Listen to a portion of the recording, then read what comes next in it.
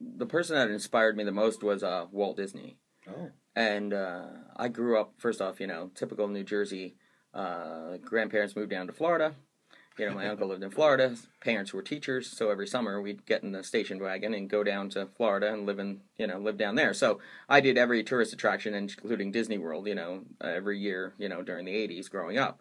But there is a presentation at one of the Disney parks about Walt Disney. Oh. And the perseverance that he had in terms of when he first started his studio, to do Snow White and the first, animated movie. I mean, he dumped everything into it, practically went broke, pushed himself, to get this achievement done. Then he did Disneyland and started it all over again and said, he was nuts to try and do these amazing things.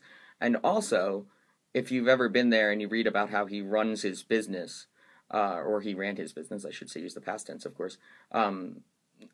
Every person at Disney World that works there, which is the largest single-site employer in the United States, by the way, over 50,000 people work at Disney World. I know, I'm the Disney, trivia person, so. Cool. But if you go there, you'll notice everyone is a cast member. Right. Down to the people that are, or I shouldn't say down to, but, the people that clean the place or, and all of that. So everyone is treated as an equal in the cast putting on a show of this, fantasy world, the happiest place on earth and all that kind of thing. So it's funny when you think about how you should respect and appreciate the people that are working for you. And in your branding and marketing, the whole vision of your business, having people really understand that kind of thing. I mean, for a silly one is people that work on Main Street, in Disney World, okay, they get asked the same question, when is the Dumbo ride open? When is the 3 o'clock parade?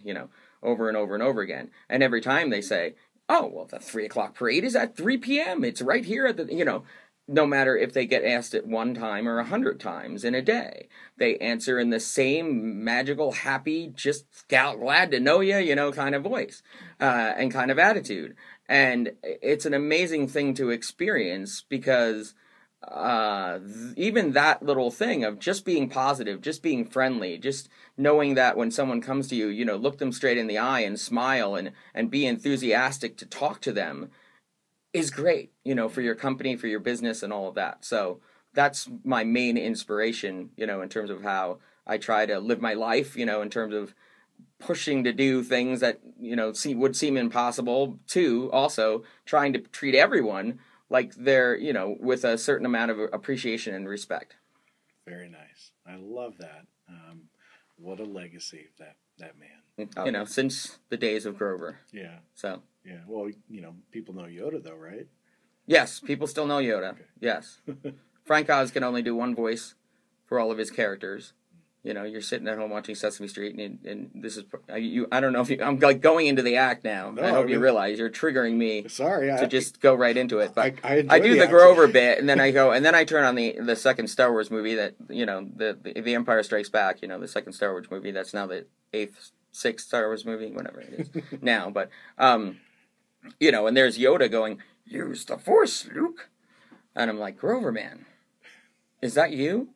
Like, did Frank Oz ever get confused on the set of The Empire Strikes Back and be like, today's use of the Force was sponsored by the letter P? I don't know. Are we getting anywhere? Is anybody out there chuckling? I don't know. We can't hear. That's the weird thing about being on the radio. I don't know.